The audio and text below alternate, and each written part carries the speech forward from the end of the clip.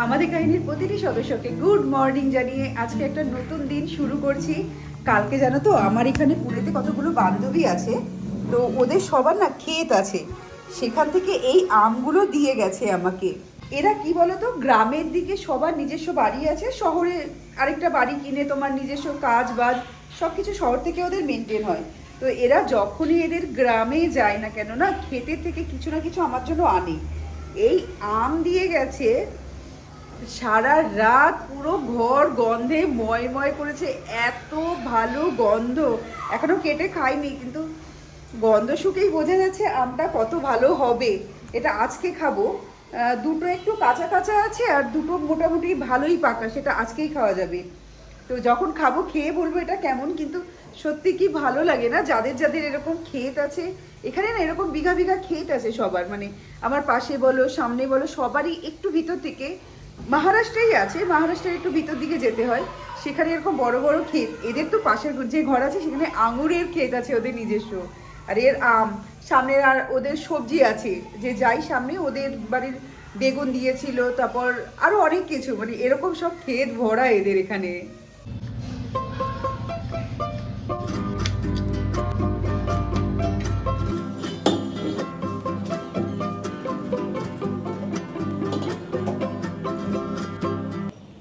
ফুলকো রুটি রেডি, এবার ব্রেকফাস্ট করে নেওয়ার পালা।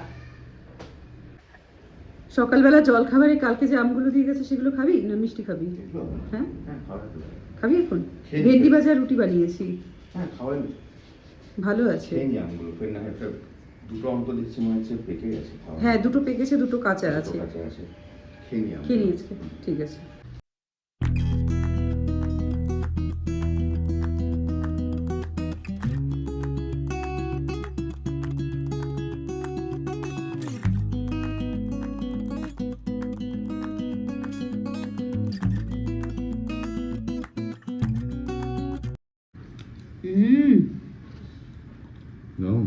দারুণ খেতে আমটা, দারুণ স্বাদের। গাছ পাকা আম মানে গাছ পাকা আম, দারুণ টেস্টি আমটা।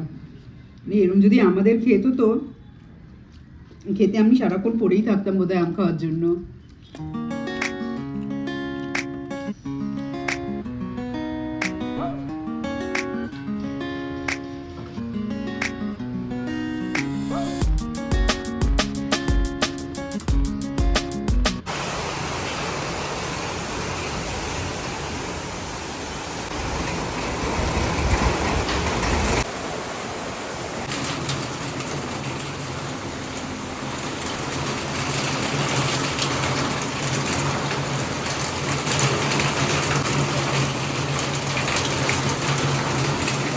এত জোরে বৃষ্টি হচ্ছে, পুরো চারিদিকটা সাদা হয়ে রয়েছে, এত ভাল লাগছে দেখতে।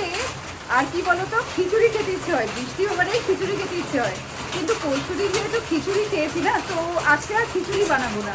আজকে অন্যরকম পটলের একটা রেসিপি বানাবো, দুধ পটল। খুব টেস্টি হবে খেতে আর দেখতেও দারুণ। তো চানটা করেছি, এবার চুল টুল আঁচড়ে দিই, তারপর যাবো রান্নাঘরে।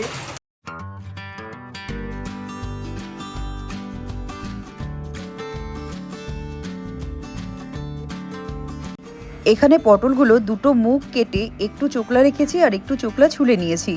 তারপর একটু চিড়ে চিড়ে নিয়েছি যাতে নুন ঝালটা পটলের ভেতরে ঢোকে। কড়াইতে দিয়ে দিয়েছি সর্ষের তেল, তাতে দিচ্ছি লবণ আর হলুদ। এখানে দিয়ে দেবো পটলগুলো। পটলগুলো দিয়ে খুব ভালো করে ভেজে নেব।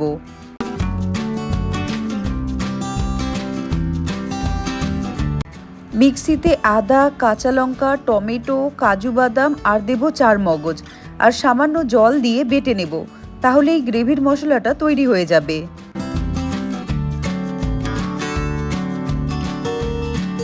কড়াইতে গোটা জিরে, গোটা গরম মশলার মধ্যে এলাচ, লবঙ্গ, দারচিনি নিয়েছি। তাতে ওই মশলার পেস্টটা দিলাম। দিচ্ছি লবণ, হলুদ, কাশ্মীরি লঙ্কা গুঁড়ো, ধনে গুঁড়ো আর দেবো জিরে গুঁড়ো। আর মিক্সিতে একটু জল নিয়ে দিয়ে দিলাম কড়াইতে। এবার সব মশলাগুলো খুব ভালো করে কষিয়ে নেব। মশলা ভালো করে কষে গিয়ে যখন তেল ছেড়ে দেবে মশলা থেকে, তখন এর মধ্যে দিয়ে দিচ্ছি ঘি আর একটু গুড়। তোমরা তো জানোই আমি সব রান্নায় গুড় ব্যবহার করি। এবার মশলাটা আরেকটু ভালো করে কষিয়ে নিয়ে দিয়ে দিচ্ছি আগে থেকে ভেজে রাখা পটলগুলো। পটল দিয়ে মশলার সাথে ভালো করে কষাবো। তারপর এর মধ্যে সবার শেষে দিয়ে দেব দুধ। দুধ কিন্তু আগে থেকে জাল দিয়ে ঠান্ডা করে রেখেছি।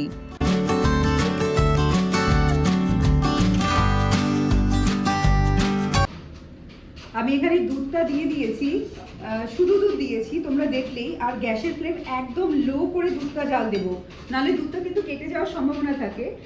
আর যদি তোমরা চাও দুধের মধ্যে অল্প ময়দা গুলে নিয়েও দিতে পারো, তাহলে দুধটা কাটার আর কোনো ভয় থাকবে না। এখন দুধটা ভালো করে ফুটে গেছে, মানে গ্রেভিটা ভালো করে ফুটে গেছে। আর কি হলো দেখো, কাসুরি মেথি দিতে গিয়ে এখানে বাটিটাই ডুবে গেল। আর দিয়ে দিয়েছিলাম তার আগে গরম মশলা, আর কাসুরি মেথি একটু রোস্ট করে নিয়ে দিয়েছি, তাহলে একটু গন্ধটা ভালো লাগে। এবার গ্যাস বন্ধ করে দিলেই এই দুধ পটল তৈরি।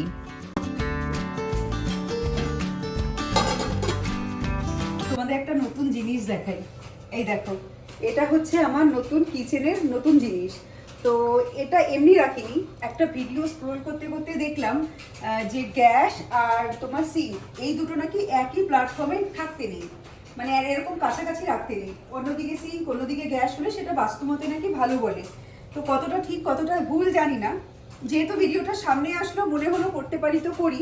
তো এই দুটোর মাঝখানে অলওয়েজ বলে একটু মাটি রাখতে, তো মাটি মানে তো এরকম প্লান্টই রাখা যায়। তো আমি এখানে একটা মানি প্লান্ট নিয়ে এরকম সুন্দর একটা তোমার পটে রেখে দিচ্ছি। এটা যদি মাঝখানে আমি রাখবো না, মাঝখানে কাজে বাধা দেবে, তো আমি এটা সাইডেই রাখছি।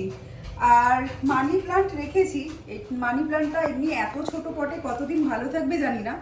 যদি ভালো থাকে তাহলে তো খুব ভালো কথা, আর যদি খারাপ হয়ে যায় তাহলে ভাবছি পরে আর্টিফিশিয়াল প্লান্ট এনে নিচে মাটি রেখে এইভাবেই রেখে দেবো।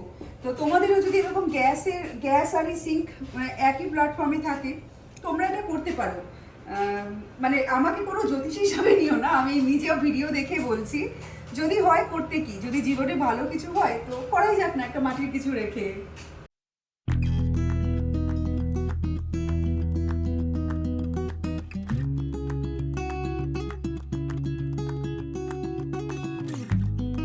খুব সিম্পল আজকে একটা লাঞ্চ থালি, এটা ভেজ থালিও তোমরা বলতে পারো। ভাত, স্যালাড, তোমার ডাল করেছি, এটা মুগের ডাল, আর দুধ পটল, ডালের সাথে খাওয়ার জন্য বেগুন ভাজা। এরকম কিন্তু তোমরা, এটা পুরো নিরামিষ থালি, কোনো পেঁয়াজ রসুন নেই। আজকে এমনি নিরামিষ না আমাদের, কিন্তু খেতে ইচ্ছে করলো নিরামিষ, তো এরকম একটা থালি বানিয়ে নিয়েছি।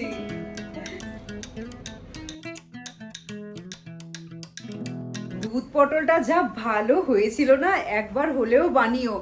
এত টেস্টি আর এত তাড়াতাড়ি বানানো হয়ে যায়, মানে দারুণ খেতে হয়েছিল। আর তোমাদের একটা জিনিস শেয়ার করি, আমরা আমাদের ক্লাউড কিচেনের মেনুতে দুটো জিনিস অ্যাড করেছি।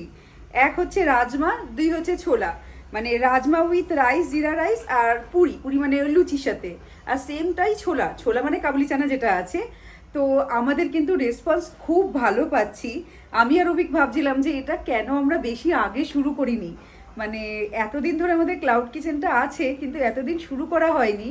আর প্রায় কতদিন হবে, 7-8 দিন মতন হবে আমরা এটা চালু করেছি।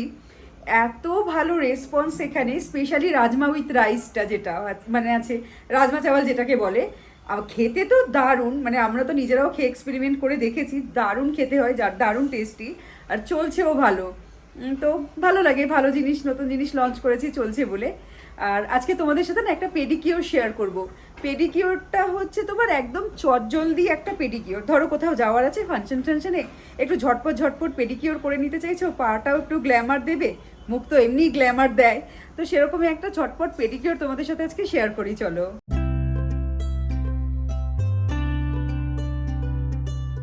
এই পেডিকিওরটা আমি সিম্পল দুটো স্টেপে করব। একটা স্টেপের জন্য একটা বাটিতে প্রথমে নিয়ে নিয়েছি বেকিং সোডা, তার সাথে রেখে দিয়েছি তোমার দুটো লেবু। আর একটা বাটিতে চালের গুঁড়ো, বেসন আর একটু কফি পাউডার নিয়েছি, তাতে টক দই দিয়ে ভালো করে গুলিয়ে নিলাম। এবার এখানে বালতিতে আমি ঈষদুষ্ণ গরম জল নিয়েছি, মানে যতটা পা ডোবাতে পারবে সেরকম গরম জল। তাতে দিয়ে দিলাম শ্যাম্পু আর দিয়ে দিলাম সামান্য পরিমাণে লবণ। এবার খুব ভালো করে গুলিয়ে নিয়ে পাটা এর মধ্যে ভিজিয়ে দেব। তো এইভাবে তোমরা মিনিমাম 10 মিনিট, ম্যাক্সিমাম আধ ঘন্টা পর্যন্ত পাটা এরকম ভিজিয়ে রাখতে পারলে ভালো হয়। তারপরে করব সেকেন্ড স্টেপ। তো এখানে নিয়েছিলাম বেকিং সোডা, দেখিয়েছিলাম, এর মধ্যে লেবু দিলেই ফেনা হবে। এ দেখো ফেনা হয়ে যাচ্ছে লেবু দিলে, কি সুন্দর। তো এই বেকিং সোডাটা নিয়ে এবার পায়ের মধ্যে ঘষবো, এটা না ব্লিচের কাজ করবে।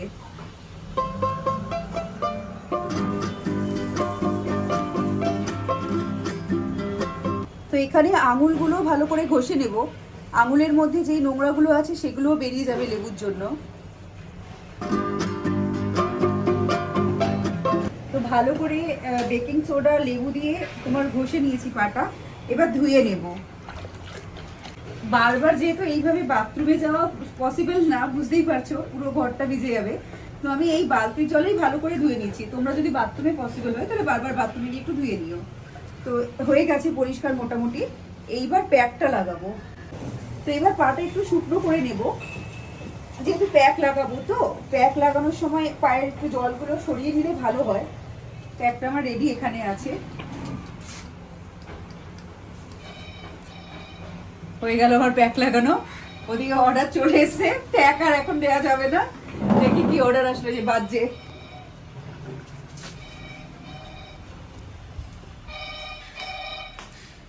কি অর্ডার এসছে? পরাঠা আর রাজমা উইথ জিরা রাইস। চলো অ্যাকসেপ্ট। চলো চলে এসছে অর্ডার, এখন অর্ডার দিয়ে দিই।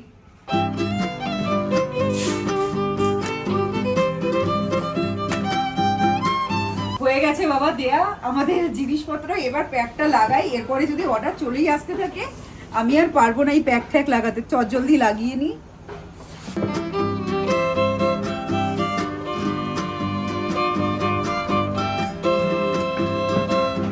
তো এইভাবে এবার 20 মিনিট কম করে অপেক্ষা করতে হবে। 20 মিনিট রেখো, 20 মিনিট না রাখলে একটা প্যাক ভালো করে গ্লো করে না। তো এটা এরকম থাক, ততক্ষণ আমি এখন বসে বসে মোবাইল ঘাটবো। হাতটা ধুয়ে নিই এখন মোবাইল ঘাটার সময়।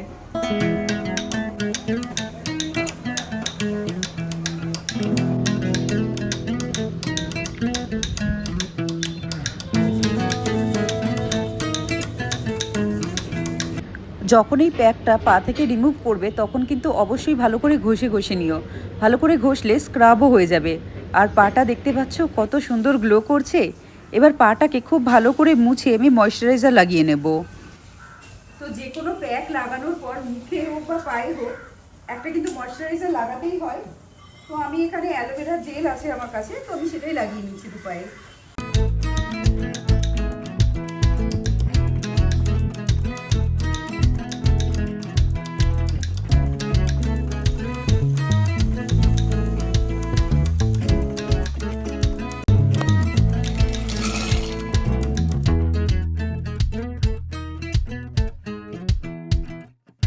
জেপ্টো থেকে জিনিস আনিয়েছিলাম, তো এই পাস্তা মশলাগুলো না ফ্রি দিয়েছিল। আজকে পাস্তা করার মেন রিজন হচ্ছে এই পাস্তা মশলা। তো পাস্তা মশলাগুলো এক্সপায়ার হয়ে যাবে আর কিছু দিনের মধ্যে, তো ভাবলাম আজকে পাস্তা বানিয়েই ফেলি আর এই মশলাটা দিয়ে খেয়ে দেখি। এমনি আমি পাস্তা বানালে কখনোই পাস্তা মশলা কিনি না, এমনি নর্মালি ঘরে যেরকমভাবে হয় সবজি টবজি দিয়ে ভেজেই বানাই। তো আজকে ফার্স্ট টাইম এটা দিয়ে দিয়ে বানাচ্ছি। লাল লাল দেখতে মশলাটা, দেখা যাক কি হয়।